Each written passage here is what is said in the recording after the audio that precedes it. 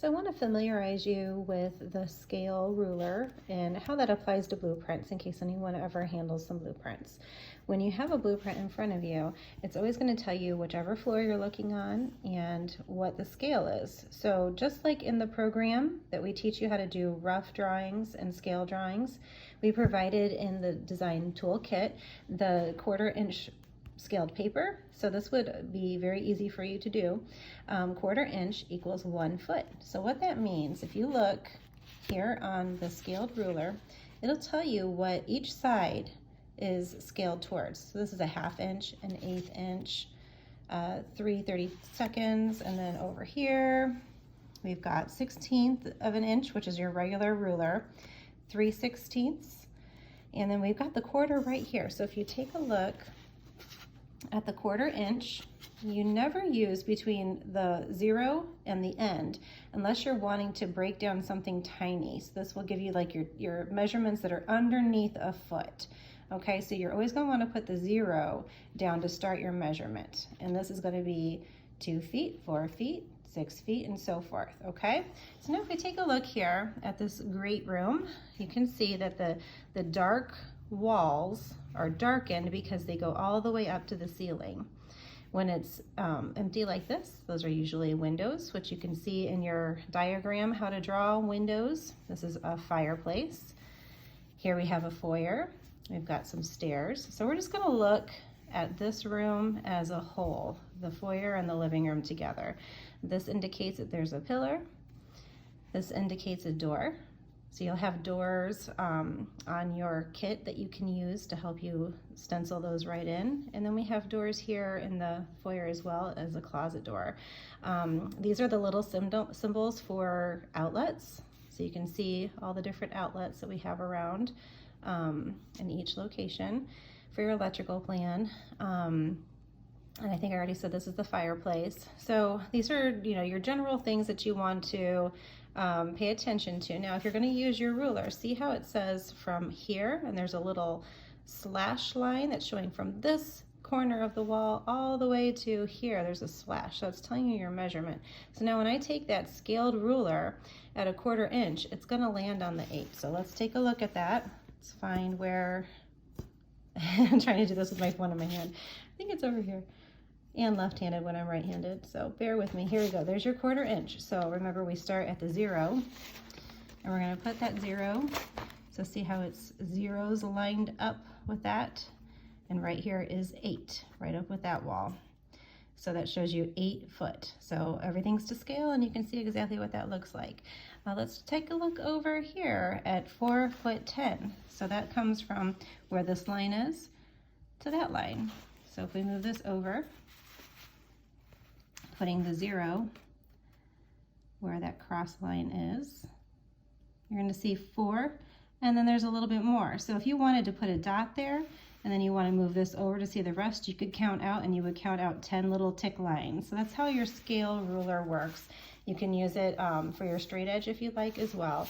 But this is just some general things that you can do, some tools to look around on blueprints. So I'm going to walk you around a little bit more and show you what some other things look like from an aerial position.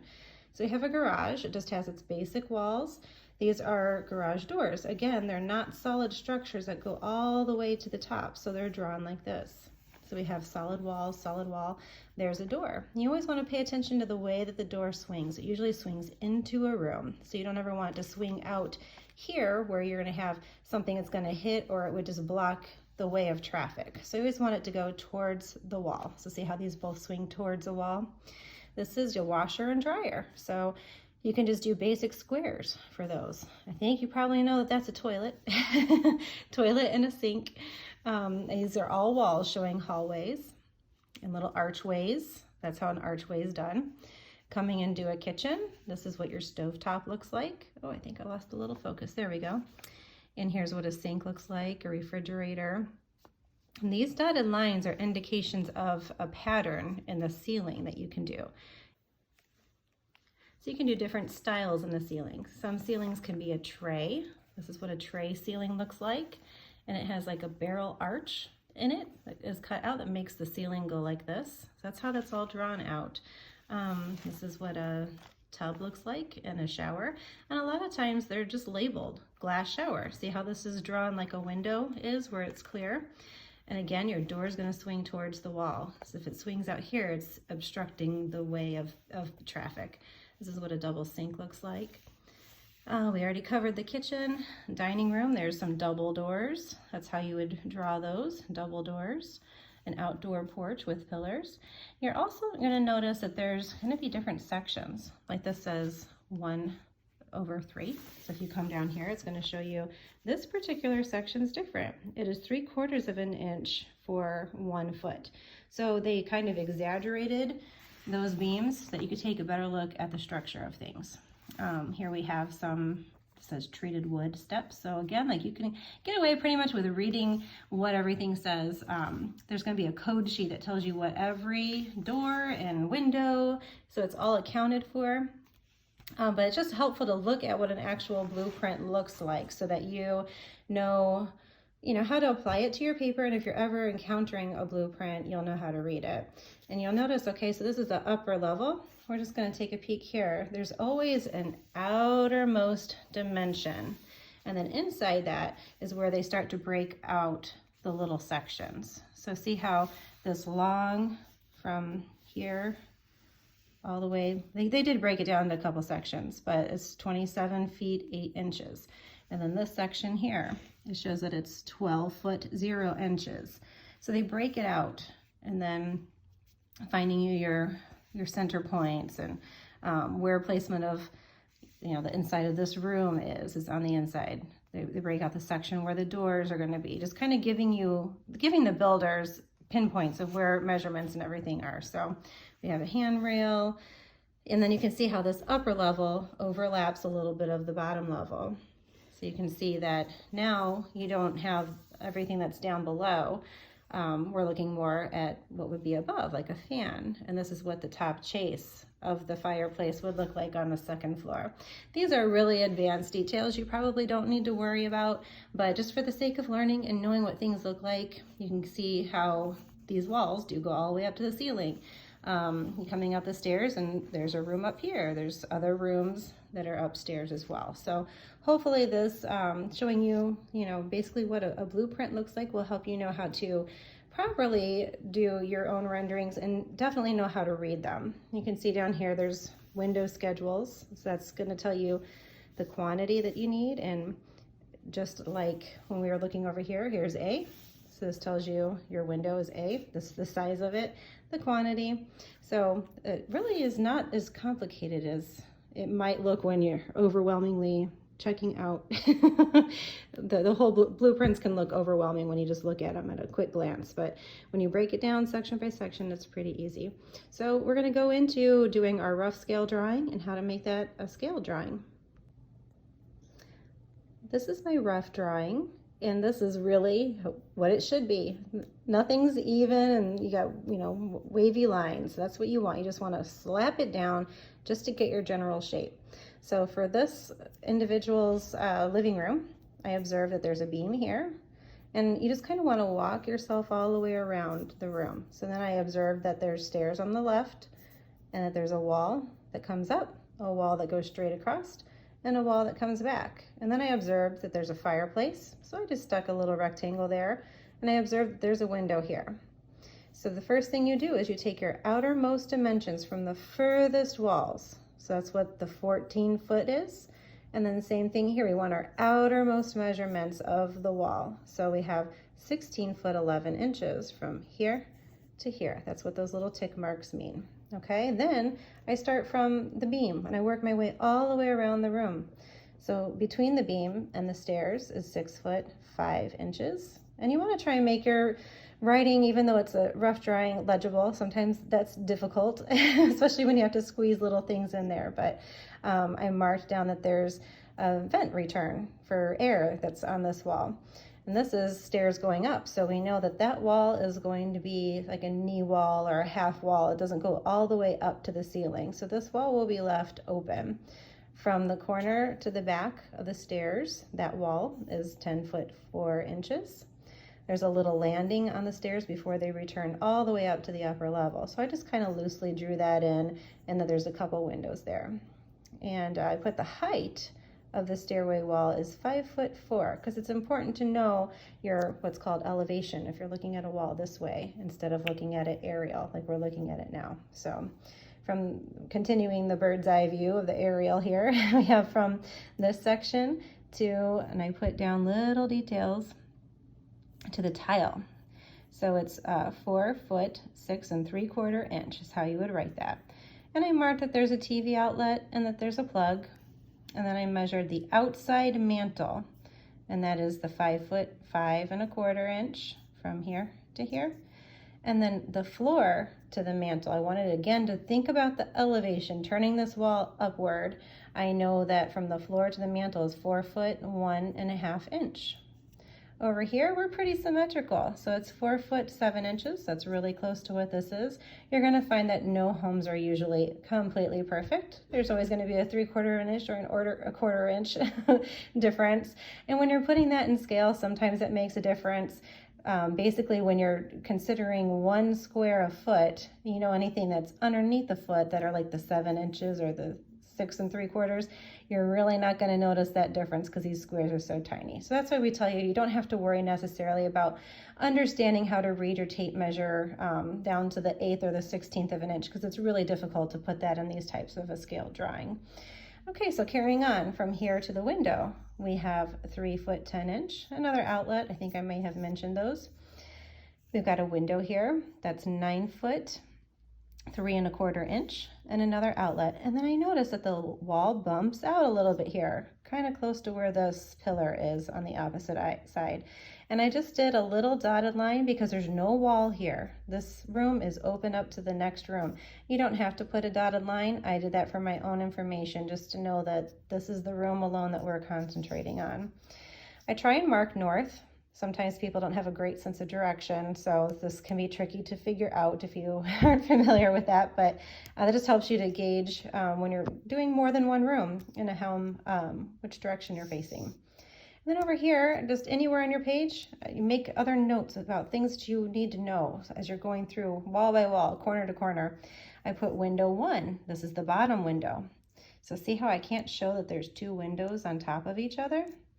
So here's where I would have to indicate something new. So this is the bottom window, is 5 feet high and almost 2 feet, because 11 is 1 inch shy of 12, right? So 12 inches equals a foot, is the space below the window.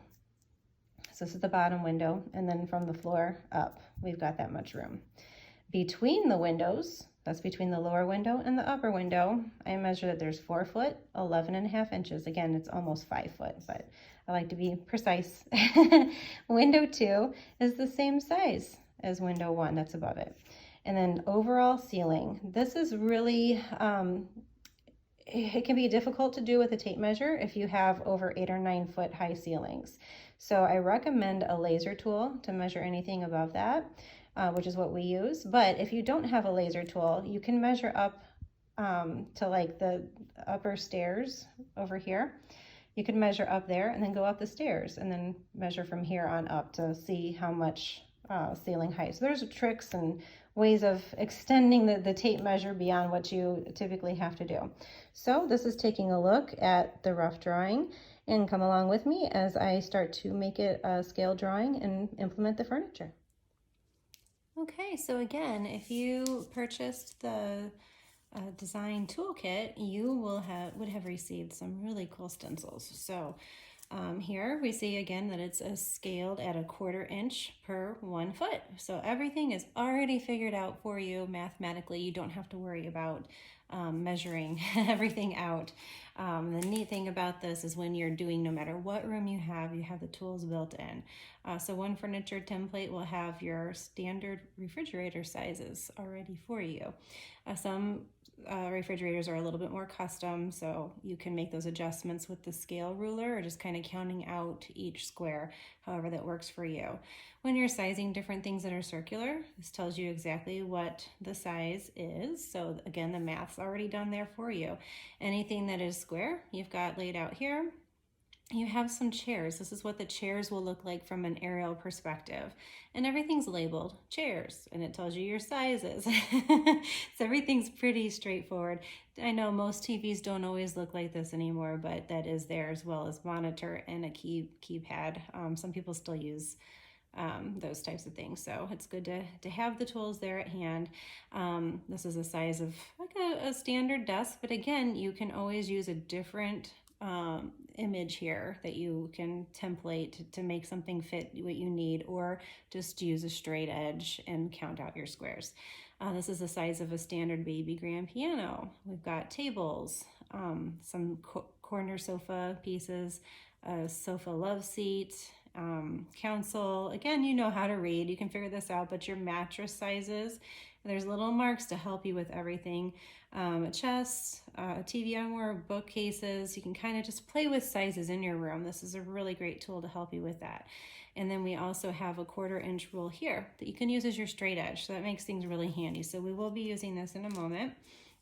And the other one, you're going to find zigzags and scallops and different things that you can do to add, whether it's a molding or a curtain. Sometimes we'll use curtains to use these curves and outer shapes for.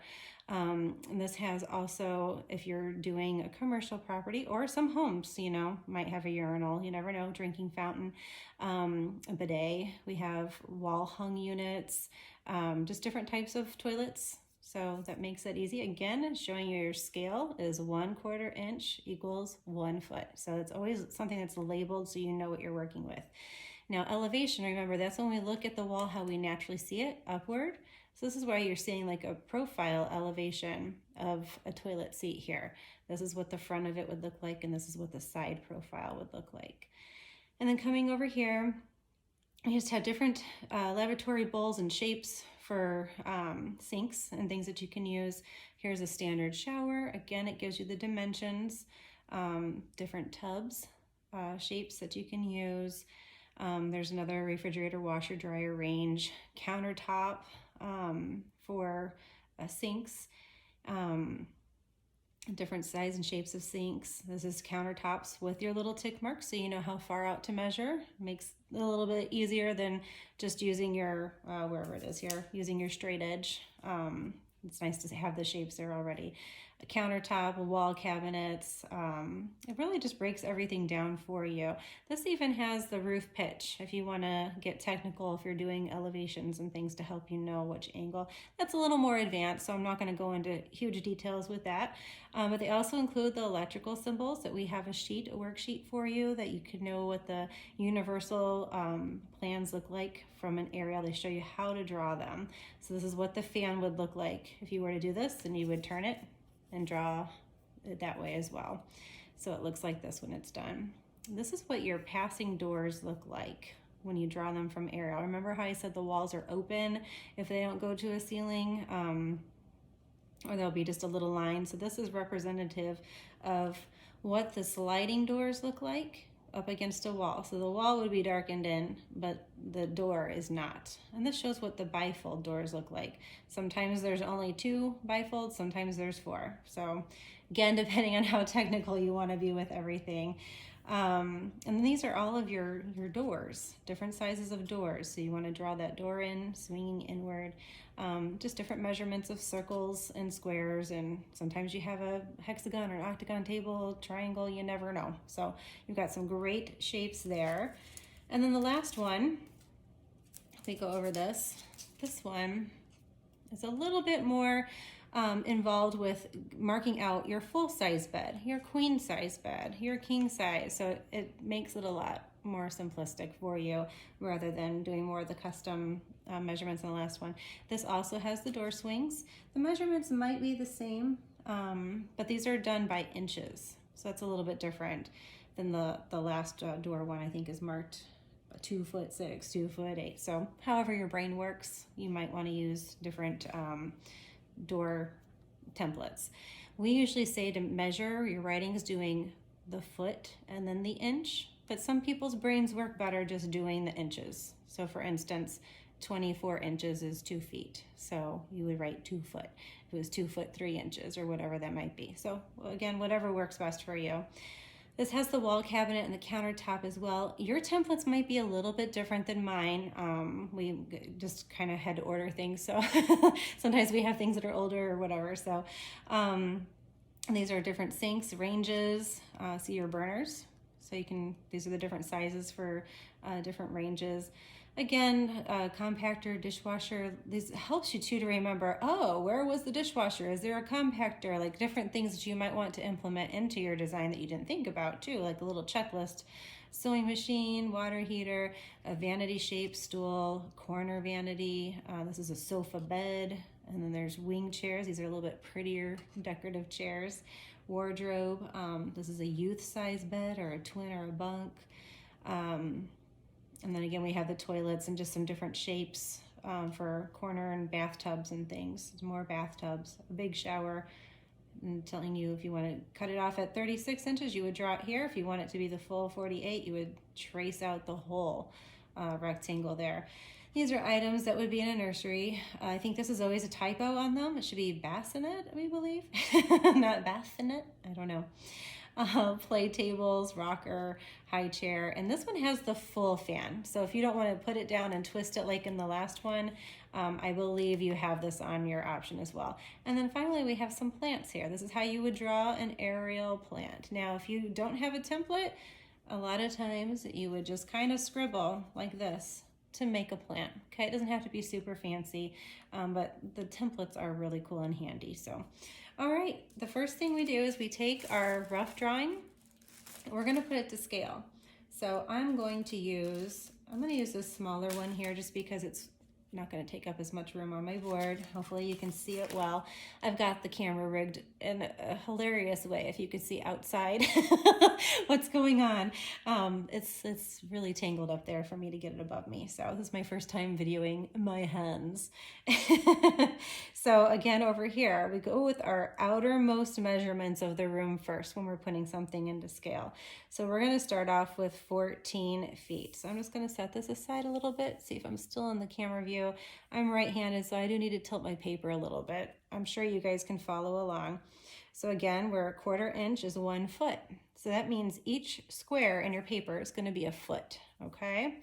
So I kind of lay this out and it shows me if I want to center it to my page, I can, find center, count in how many squares, but just for the sake of knocking this sucker out with you guys, I'm not going to go with total perfection. I'm just going to implement it and get it down in there. I'm also like trying to draw far away without putting my head up. So again, we start at the 0. This is if you want to count out 3 inches or 6 inches and so forth, okay? So we are going to be here. 14 is from the 0 to the 14, okay? So you don't have to make those little slash lines that I did. I just did that for the sake of the camera. I have no idea how well you can view what I'm doing. So I come out and just draw the line. So that's your 14-foot wall, okay? Pretty easy. Moving along, I can see from my rough drawing, the entire wall is 16 foot 11 inches. So now you're gonna see how we add the 11 inches, okay? So I come from the 1, I'm trying not to get my face in the camera here. All right, the 0 to 16. So I'm gonna draw to here, and then we gotta add those 11 inches. So like I said, 11 inches is almost a foot. So it's gonna be pretty stinking close to going to the next foot up. So if we're at 16 inches, or 16 feet, excuse me, and we're adding 11 inches, can you see how that's almost 17? Because 12 inches is a foot. So we could take it almost here and leave it at that. But for the sake of me teaching, I'm gonna show you, here's where the 16 was. So if I want to count out, and again, my face isn't right up against there, so I'm gonna do my best, but 1, 2, 3, 4, 5, 6, 7, 8, 9, 10, 11. So yeah, a little bit further than what I drew. So you just count out all of these lines. 2, 3, 4, 5, 6, 7, 8, 9, 10, 11. It's right there. So you're not going to hurt anything by adding an inch when you're talking about furniture. We're not doing the schematics or something that's gonna make a big detail where someone needs to know that 1/16 of an inch. When you're just doing furniture in a room, you can usually round up to the 1/2 inch to a foot, whatever you need to do there. Okay, so now we have, if I look back at my rendering, 10 foot 4 inches is this like half wall where the stairs are. So I'm gonna take it all the way to this corner. And this is really fast when you're not listening to someone explain it, but I just wanna make sure that it's nice and clear.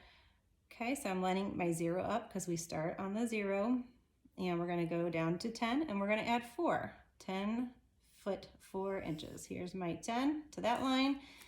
Then I'm gonna take this guy down, because any measurement that's below a foot, you gotta use these little ticks for. So this middle one is 6. I could guess and just say somewhere in between there, but we'll count it out. 1, 2, 3, 4. Okay, so we're right there. Take it right there. So I wanna fill in these walls. So you're gonna come on the outside of the line. I'm gonna take it halfway, okay? So 6 inches all the way around. So I'm just gonna make some little lines here. You know the line between a foot is 6 inches because 6 and 6 is 12, right? There's 12 inches in a foot. Hopefully this is making sense. I'm not a numbers person, so if I can do it, you can do it too. Okay, so now I'm gonna come here. I'm gonna do the same little lines coming out on this side. Am I still in the frame? I think so. Okay, there we are. And then I wanna do them on this side too for this wall. And then we'll connect the line. So, and again, you don't have to do this part. Just for the sake of giving you start to finish like we promised, I want to make sure I give you the best as I can quickly here. So now I'm gonna just draw a straight line connecting those dots, and I'm getting a little hung up on my tea paper here. You won't though. If you bought the kit, you'll have nice clean sheets that we gave you in a nice pad of paper. Okay, so I'm just gonna connect that. I'm gonna extend it to where this line goes. This is building the thickness of your wall. So if you were to cut your house like we did in the blueprint to an aerial view, you would look down and you would see the thickness of the wall. Okay, and again, this is not gonna be totally perfect because I'm not like close up on it. I'm really reaching over here. So you can see this line I made is a little bit crooked. So my apologies, but you're gonna catch the gist of it. Okay, then what you would do, and you don't have to do it right away, but you would fill in, this wall would be filled in. For the sake of saving time, I'm just gonna kind of lightly do that. And this wall would be filled in as well, because they go all the way up to the ceiling. The stair wall is at an angle, okay? So it will not go up to the ceiling. So I'm gonna leave that one plain, okay? So just pretend that's beautifully colored in. For the sake of saving time, I'm scribbling. So next what we would do is I wanna get that fireplace in here. And I know from my rendering here that from the corner to the tile where the fireplace comes out, by the hearth, it's 4 foot 6 3/4. So I'm probably gonna round that up to 7 inches because doing something under an inch is really near impossible on this type of a scale. You can do it on a computer really easily, but when you're drawing by hand, just round that up, because just like when rounding things up, when it's above half, above 5, you go up. So we're gonna go 4 foot 7 inches, okay? So I get my ruler out again. Now we're only working from the inside of the wall, okay? Don't come out here. We're gonna be on the inside, working inside the room. This is the wall outside the house, if it's an exterior wall, or it's next to the next room, okay? So 4 foot, again, putting my 0 against the wall. Here is 4 foot, and then I said 7 inches. We know that this is the 6 inch, so this is a little bit easier. We're just gonna come to the right of it, okay? It'll be close enough. Now, we're gonna look where the fireplace is on the right, 4 foot 7, which that would be very symmetrical. We know it's just slightly off because most homes are. So I'm gonna take it, my 4 1/2, just a little bit past for that 7, and come to that 0, okay? Now, I did not measure the depth of the hearth because we're gonna be designing. Maybe we're gonna take that tile out. Who knows what we're gonna do, but this is roughly where that fireplace is.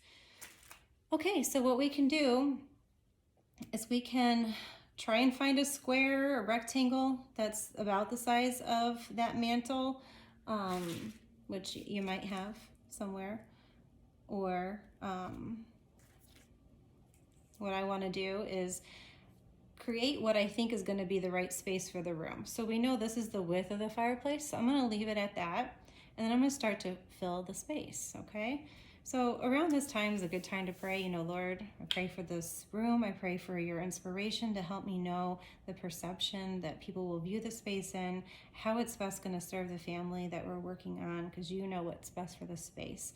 I pray for these walls to be built on you, the solid foundation, and we just honor you as our Lord and help us figure these puzzle pieces out. Thank you, Jesus. All right, so what I didn't account for are the windows. So what you would do for that, I want to come over the 3 foot 10 inches from here.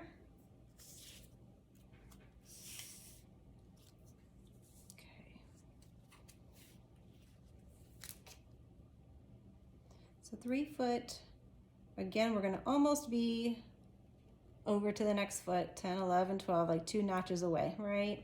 So it's pretty easy. So I'm gonna draw a line here, and then we know that it's 9 foot 3 1/4 inch. So now I'm gonna come next to that, go to 9 foot, oops, get it nice and steady there. Here's 9 foot and then 3 inches, not all the way to the 6. We're gonna split about half the distance because 3 is half of 6, right? Okay, so now windows are clear. So I would erase my fill in here. And boy, look at the difference between my rough drawing, which you never get right. It's just for placement purposes. But see in actuality how large that window is?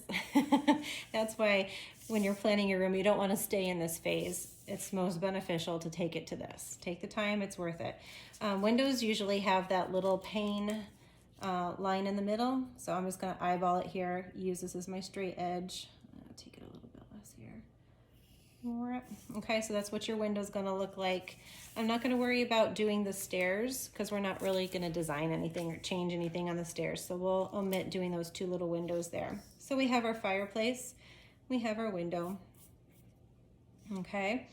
And we have the bump out that comes beyond this. I'm just gonna lightly kind of feather that in. We know there's a pillar as well that is gonna be 6 foot 5 inches away. So I'm gonna do that just so we don't do a sofa or something hanging out and then we find out, oh no, that's not gonna fit. There's a pillar there. So it's important to put all the structural details in that apply to the space. And sometimes you don't know until you're in it and doing it, you know, what needs to be included and what doesn't, but we'll help you get there. Okay, so coming down 6 foot, which is here, and 5 inches is almost at that 6. So I'm gonna be a little bit above that. So, okay, so I've got my line here. And one thing I did not include in this, like I said, there's always going to be some kind of a thing you'll probably notice after the fact, but if you live in your space, you can go and measure it. It's not a problem. I did not measure the width of this beam all the way around. I'm mostly concerned with the usable space inside the room, which is why I didn't do that because we're not doing anything outside. So it's mostly important to know where this invisible line is where we can place furniture. But I'm just going to guesstimate and just put a square and down. So again, that needs to be an inside of the room. I'm gonna guess it's probably around 12 inches. So it's around a foot. So see how sometimes they bounce. This one says 12 inches instead of a foot. So it just depends on how your brain thinks. This is probably gonna be about the same bump out. So this is our usable space inside of the room. We know a fireplace needs to come out because it has tile usually for the hearth. So I'm gonna just get my ruler back out. And I'm just gonna lightly draw about where I think it should come out. So I've got it coming out about 2 feet. Do that on both sides. Okay. And then close it off. Again, like things are gonna be a little crooked. I'm not not taping my paper down, keeping things level and square, just for sake of learning purposes. Hopefully I'm still in the frame up there. Okay, so something that I noticed, you always want to kind of notice and prayerfully, I feel like the Lord will help you find things that are out of balance or things that can take improvement. For me, I notice when I'm in this house, the fireplace is actually flush. It's up against the wall, but the tile comes out and the mantle comes out as well. So what I want to do is they have their TV over here currently, and it's kind of squeezed in on an angle. And I think I would like to put the TV above the fireplace because your fireplace is your focal point of a room. A great window can be a focal point, and a fireplace can be a focal point. So there's kind of two focal points going on. I would say when the TV or fireplace is on, this becomes the focal point. And then during the day when that's off and you're seeing beautiful creation out that window, this becomes a focal point. So we want to kind of doll up these two spaces because the focal point will kind of rotate throughout the day as to what you're going to be viewing. When you're walking down those stairs, chances are you're going to look out this giant, gorgeous window and you're going to be staring at the clouds and the two windows, staring at the clouds and everything. But then in the evening, you're going to want to face here. So if I'm facing here, I'm going to want to place my furniture. Everybody knows this. You've all slid your furniture around in your house numerous times, I'm sure. So the handy dandy thing about your templates is you've got your sofa mark. So I don't ever like to place things right up against walls. I like to give a little bit of a breathing space. So I'm going to give like a good, I don't know, go play around, maybe 3 inches, 6 inches. And again, I'm not going to count everything out because we'll be here forever if you're listening to me count out loud. Just going to kind of eyeball the center. Bring that sofa back and give a little bit of breathing space to the pillars, a few inches. Try and make it square. Probably around there. Okay. So you might want to make a photocopy of this, and then your photocopy you can draw on. That way, if you don't like it, you don't have to keep erasing. You can photocopy the clean one that doesn't have furniture. So this is the point to do that before you start drawing too much in. Okay, so for the sake of filming, I'm just gonna draw, erase, whatever I gotta do, okay? So just kind of take this straight across. Here is the sofa. I'm going to complete the sofa. You can leave them in the stenciled form. If you are someone who likes to draw, you can draw in those cushions. You can draw in some pillows. Little details don't matter, but just makes it look a little bit more like a sofa than a rectangle. So just some ideas for you. Now, they have a big window here. So now if we put another sofa, it can either go, you never want a sofa to overlap on the corners. Sometimes homes, there's nothing you can do about it because you can't fit it, and I understand. But when we're talking about aesthetics and things being pleasing on the eye and things that in nature work the best, we want to try and have that breathing space of a few inches. And it's usually 3 inches when things are together. Or if you're ever putting furniture against a corner of a room, you want it to come in 3 inches. So again, we're working with that third, that 3, one of God's golden ratio numbers.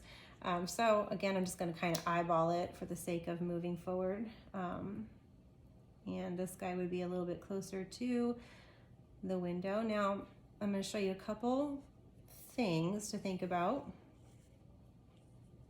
There's always so many different options you can do when designing a room. Something to notice here, as I was mapping this out, is that this is no longer centered to the window, okay? Some people that might really bother. If you are a very traditional individual, then you're probably gonna want to center this to the window. So I'm just giving you a little heads up. I'm gonna show you kind of a creative, slanted, offbeat sort of way. Being that the room is square and there's no curves, I would use a curved table to implement curvature. So we have a balance of things going on, okay? I'm not sure if I saw lamps in here, but a lamp could just be a simple circle. on top of a table. And I would probably tuck it back a little bit so you can use places for remotes or something, reading material or whatever, kind of tuck it back out of the way. And we can see, looking back here, that we do have an outlet over here to the right of the window. So somewhere over here there's an outlet. So I know I can plug a lamp in here without asking an electrician to come in and help solve that problem for us. So again, you can, again, I'm just lightly rough drawing this part, but you can add some pillows and add the cushions however you want to do that, just to make it look a little bit more like a sofa. Now over here, maybe we do a plant. Over here, maybe we do a nice chair. Let me grab, we'll use the wing chair. So this is the wall up against where the stairs are. Okay. Don't think you can't do this. This is really easy. It's just using your imagination. A lot of times too, what I'll do is grab a scrap of piece of paper when I first started out, and I would draw a sofa on it to scale, cut it out, and a table, cut it out, and then I would move the pieces around. So that's a really easy tool that you can do when you're first starting out and you can't visualize anything spatial. It takes time to get there. So I am going to just use another little square. You'll get used to figuring out what size, scale, and proportion. I'm actually using a microwave here, which is funny, but this particular layout is the right size for an oven. So now I never want to have like a piece of furniture out there hanging by itself. So I would build in a little table. Let me find my circles again. And I would probably do it on the opposite side of the fireplace.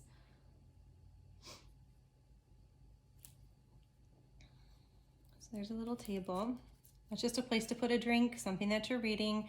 And then in the corner, I would do like a floor lamp that kind of overhangs a little bit. So that gives you a grouping of 3 pieces of furniture: your chair, a table, and a lamp. It makes for a nice vignette. Let's see here. So just for the sake of getting a lamp in there, I'm just gonna trace, kind of eyeball what a lamp might look like coming off. Probably has a little square, okay? We could do a piece of art over here and another piece of art over here. So this is one kind of rough layout taken shape here. When it comes to the rug, I don't like a rug to come all the way across. And another mistake from a proportion scale that I see is people just doing a rug, almost like a mat, outside of a sofa. What I like to do is connect all the pieces in a room. So I would probably come, try and make this a little bit more square here. I want the rug to touch at least the front legs of all of the furniture. Okay, so we're talking about the rug here. I usually want the furniture, at least the front legs, to be on top of the rug. So that's kind of your rule of thumb there. That helps you determine the size of your rug.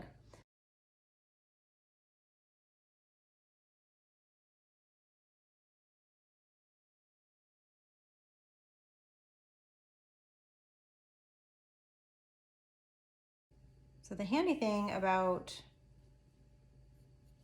doing this type of thing is now I can count the size that I want the rug to be. So a 1, 2, 3, 4, 5, 6, 7, 8, 9 or 10 foot, somewhere around there, 10 and a half if it's a custom rug. There's custom rug sizes 1, 2, 3, 4, 5, 6, 7, 8, 9, 10, 11, and 9 by 11, you know, could work. We can come in a little bit more under the sofa if we need to. So that gives you an idea before you go shopping. This is the size rug I need, so you're not guessing, rolling it out. Oh, this is too small. Oh, this is too big. So that's just an easy, no-brainer way of doing things. So we've got good amount of seating here. We could do an L sofa. That's another option, doing a couple end tables on each side. Knowing that my client likes things symmetrical, I'm going to show one more option. So again, you would have made copies, so you could set this aside and draw on a new copy. But for the sake of saving time, I'm just gonna erase this guy here. Okay, and I'm gonna erase the sofa. I'm gonna try something a little bit different. It's gonna be a little less seating, but I'm thinking about comfortability and what other options we have. I'm gonna erase the table as well. You wanna make sure you have a good eraser. I just grabbed a generic pencil here. Because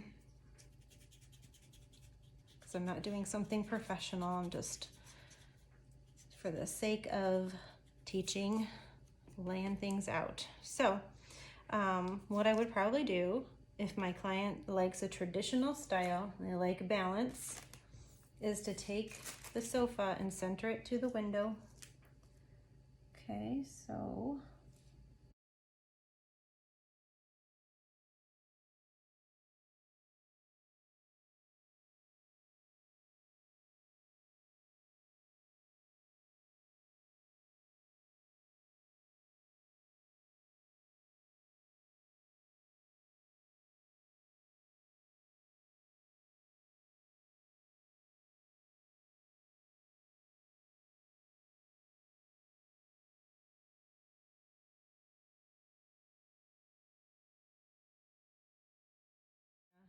draw. Maybe there's a throw and some big old pillows. Okay, so it still makes sense to me to have a table here or over here so that they can use it.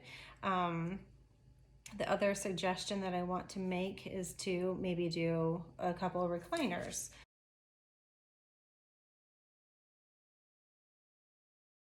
I would probably make these swivel chairs so that you can turn around. Since this is an open concept, you can turn around and have conversations next to whoever's in the other room without keeping your back to them and turning your head, and you can always reposition them as well. So again, this is kind of a sloppy drawing. Actually, it would probably come out here, the recliner, just freestyling here a little bit. And then I'd like to see some kind of a coffee table. Again, being that everything's boxy, I'm adding some curves in the chairs. This would be an accent chair. These would be matching because you don't want three of the same chair. So this would have something that would pull out of one of these two chairs if I were to do this design. And I would want a little table between those two chairs. I think we could probably go with this 18-inch one here. Now, I don't have any markings that they have electrical suspended in the floor. So if they don't, you can see if an electrician can install an outlet there, or you can, run a cord underneath the chairs and kind of adhere it safely to the floor and have it come over, or not do a lamp at all. So those are some options there. But at minimum, I'd like to see a table there, even if there's not a lamp. You could probably even do like a floor lamp over here, have the cord close enough to. Okay, so at minimum, you could have a lamp over here too that would help give a little bit more light gain in this space, and plug into the wall over here. So again, wanting curves, I would probably go with a couple round ottomans for additional seating, or a round table. It's about finding the right size. So let's just kind of play here a little bit close to the sofa, see what this size circle looks like. Maybe we do 3 of them that are nesting, or kind of play around a little bit.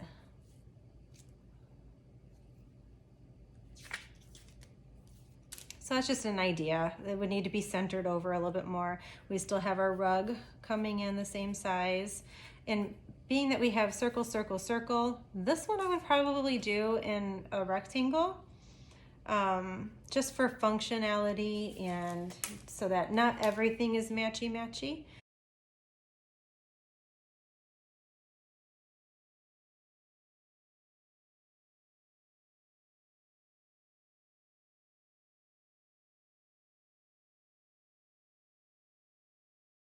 And it can have round edges. It can, maybe it has a pretty corner detailing, whatever. And then we can put a lamp on top of that table. So, and you can always freehand things. You don't have to use the stencils. However comfortable you are, you know, drawing things in will work. Maybe we have a blanket hanging out there. So to me, this works well because we have good clearance. Now I'm going to use my scale ruler, and usually you want a 3-foot clearance. So again, we are at a 1/4 inch scale. So I'm going to see if we have a 3-foot clearance here. And we do, exactly. So that's perfect placement. So you can get around. There's room behind here. If there was a sofa, we could have done a sofa table back here to show family photos or something. Another space to decorate that makes the viewing nice from the room next to it. Or the back fabric of these chairs can be a contrasting fabric that's pretty and decorative, that is not a fabric that you would want the wear and tear that you would sit on in the interior. So you could find something that makes the chair more interesting on both sides, since they're going to be viewed from the back, whatever this room is over here. Considering this wall with the fireplace, being that the fireplace is flat and the mantle comes out, this is something that you're going to want to design an elevation for. So this is where you start to use your imagination a little bit. I'm going to leave this plan here because I think it's more interesting and intricate than doing 2 sofas. And knowing that my client likes things in symmetrical order, I would do this. However, I'm giving her 1 table instead of 2 tables because that's a little bit too much of a symmetrical look. So we're going to play around with this fireplace now. We know, looking back at our rendering, the ceiling height is 18 feet, okay? See if I have room on this page. If not, I'll flip it over. Okay, so now what we're gonna do is we're gonna address this fireplace. In order to do that, we need to make it an elevation, which means we take this wall and we're gonna turn it upright as if we were actually looking at it, okay? And there can be some artistic skill that's involved in doing this, but I'm gonna show you the most simplistic way that you don't have to worry about it too much. So we already know this is the interior width of the wall. It was 14 foot. So I'm gonna just use my straight edge. You can use this if you want. I just tend to like using this little guy here. So let's carry that over. I'm gonna start, actually I can do it right now. We know the ceiling height over here is 18 inches. So I'm gonna use this 18 on the bottom here, and that pretty much brings me right where I need to be. Okay, so let's work on doing the elevation of this back fireplace wall. So let's take this down at 18. And again, we're gonna use this interior wall for our guide, putting the 18 on the bottom. So I have as much space to draw, or you could totally flip your page over if you don't have room. That's fine too, and just count out each and every square. So I go to the 0, down to the 18, okay? And then let's just close that off. So this is going to be what the wall looks like looking at it, okay? So picture this being this back wall. This is how high the ceiling is by foot. So, and with design, depending on the budget, I mean, you can change anything. So I could take down that mantle. I could move the fireplace out into the room and build a wall out here if I wanted to, if the budget allowed for it. But for the sake of saving a floor space and the room feeling bigger, there's nothing wrong with the fireplace being flat up against the wall. But we have to build this out vertically now so that you can see and feel what that actually feels like. Okay, so we brought that, I'm gonna bring it down here. And then I have over here in my notes, the floor to the mantle is 4 foot 1.5. Okay, so let's take 4 foot, just a little bit past 4 foot, because 1 inch or 2 inches is really difficult to even show up on here. So this gives you a feel for how high these ceilings are in this room and the scale of what this fireplace looks like. Okay, so that's an interesting way to see, okay, does this feel small when the ceiling is so high? I think it kind of does.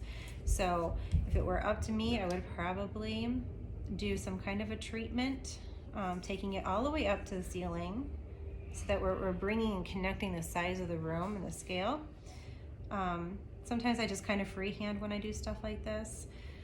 I would build out a mantle coming off.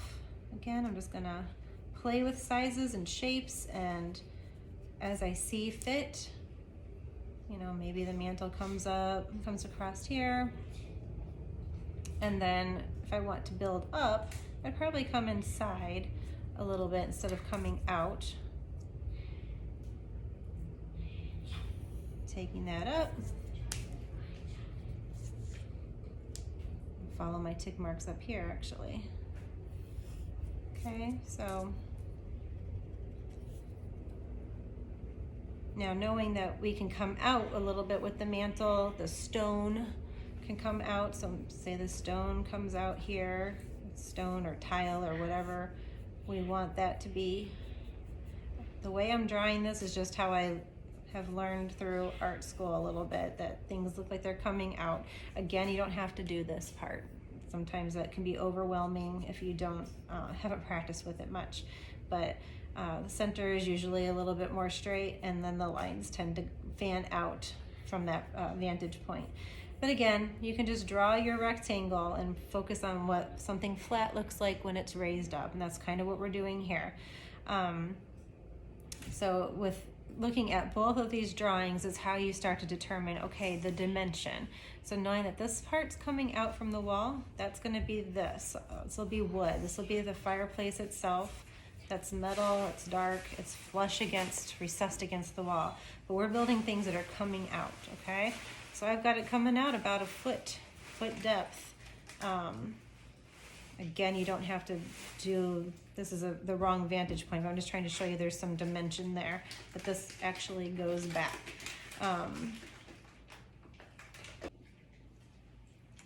Okay, so I'm trying to bring up the ceiling and kind of connect the whole room because it's a very overwhelmingly high height, and furniture, you know, kind of comes about here. So if everything is low, we need to start building a little bit high, especially within a focal point like this is.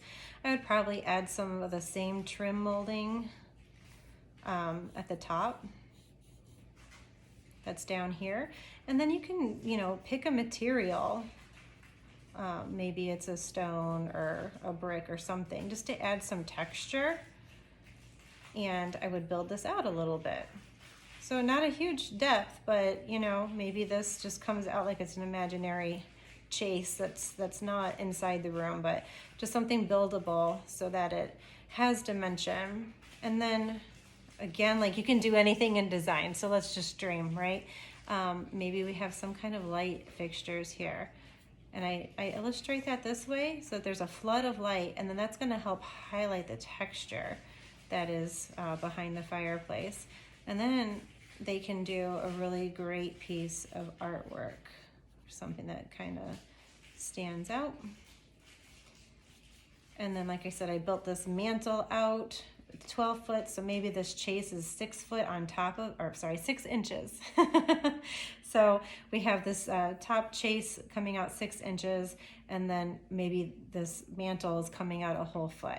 So when I'm drawing that in over here, I've got 1 foot coming out for the mantle, and I have the chase a little bit narrower coming out the 6 inches going all the way up. So that's how you would draw it from looking down your depth, and this is how you would draw it just to start getting a visualization of looking up. And we could do all kinds of different things if we wanted to, adding in some built-ins on the sides that come out the 6 inches on the top, and then they come out further on the bottom. It has a cabinet maybe. There's all kinds of different things you can doodle and figure out, but it helps to kind of start doodling from an elevation standpoint as well. But at minimum, this helps you to place your furniture if you're not wanting to redesign something. So I wanted to give you a taste of what it's like to brainstorm and look at an elevation so you can see how to make changes, start thinking like a designer.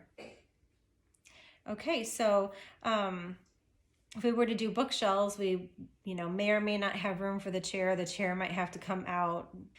The plant might need to be moved, and so forth. But at minimum, I think it would be lovely to do this chase and build it out with some stone. You can also just do some artwork now, working with different heights and levels. So you don't want anything to ever be even. So I wouldn't build something all the way across here, across the whole wall. That would be massive and overwhelming, and then it would make the furniture feel really small. So to start getting your eye moving at different heights, I would have the crown molding at the top, building this out 6 inches, and then your mantles 12 inches. Have some art that's not the same height as this. You could have small tables over here. There's all kinds of options to explore, and the more refined you get in your renderings and your drawings, the more you can determine how dimensional you want to make things. Like if you want these to be tables out here and move everything over. So this is how you do the scale drawing, and this is why it's beneficial to do it, so you can actually move and manipulate and find the best flow of traffic, how you can come in and out, and what looks and feels creative and unique. Another wall I would personally be drawing would be this wall, because she has 2 stacked windows that we talked about over in our rough drawing.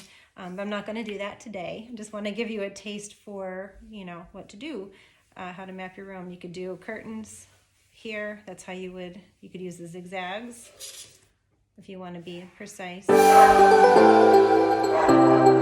how you do